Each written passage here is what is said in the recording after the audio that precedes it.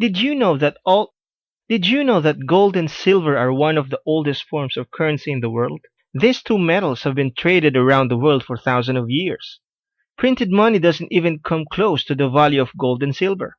In many ways, people still consider it as the de facto standard for currency. In the past, gold has always been known as a symbol of the rich and the elite. Silver is also precious but in more functional ways. Gold, we see it as jewelry and silver as silverware.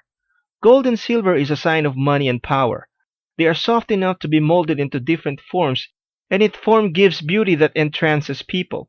Unlike currency in the form of paper money, you can't print it out of thin air, so it is inherently valuable.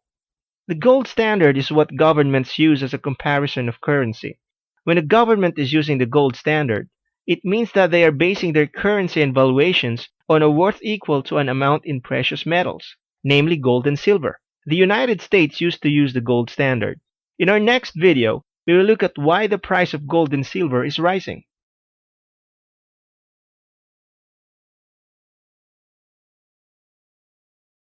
In 1971, President Nixon severed the US dollar's ties with the gold system. The US Treasury was running out of gold as more and more people were exchanging their US dollars back to gold. People were starting to lose confidence in the US dollar and more people were emptying the gold reserve. In act of desperation, President Nixon severed the gold standard, thus enabling the US to continually print money. They were effectively creating their own debt and generating as much debt as they wanted in the form of currency. Over the years, the US dollar started dropping and the price of goods started to go up. Now why is that? It is because the US dollar is continually losing its value to the point that, compared to 40 years ago, the US dollar is only worth a fraction of what it used to be. Because currency starts to lose its value, especially with the whole world's currencies, hedged against the US dollar, the price of gold and silver starts rising at an astronomical rate. The demand for gold and silver starts increasing, and the increased demand for it spikes up the price even more. In our next video, we will look at the advantages and disadvantages of investing in gold and silver.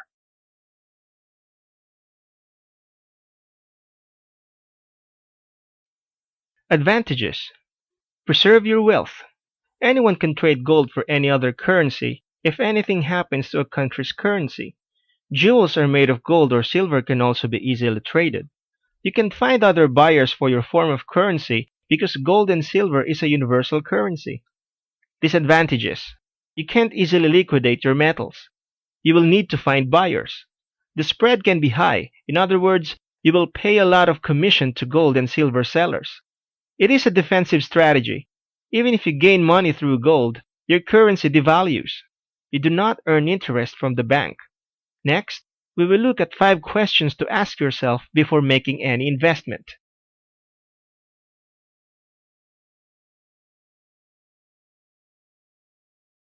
Am I looking for a quick cash, or am I in this for the long haul?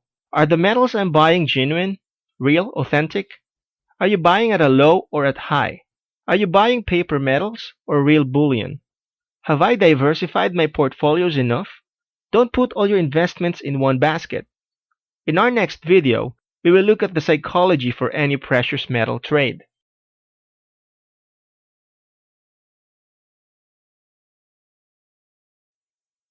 A trader's mindset is very important. Psychology is infinitely more important than how much you have to invest. A trader with little money but strong psychology is infinitely better than a trader with a weak mind and lots of money. Why is that? Because a person with a proper mindset can double, triple, or quadruple their money, while a person with a poor psychology can lose it all overnight. The key is to be detached with your money. It is better to trade with money that you can spare rather than money you depend on, life or death money. Can you hold a trade? What happens when the price takes a plunge? Do you understand that gold and silver trading is like buying a house? No matter what, the price of a house will always go up, but it is a matter of how long can you hold.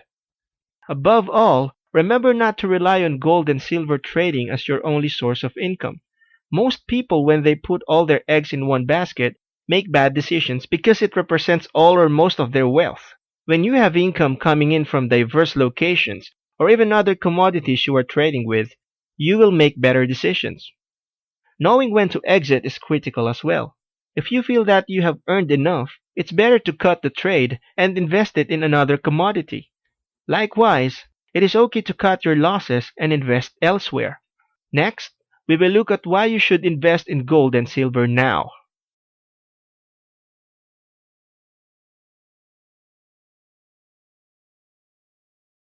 Start diversifying your assets. Do not trust in your local currency, which fluctuates with events. Protect your wealth. Gold and silver are always in demand and are limited in supply, so you can always find buyers. Always scout around for desperate buyers who are trying to liquidate their gold and silver for currency. They are your best people to target when you are buying gold.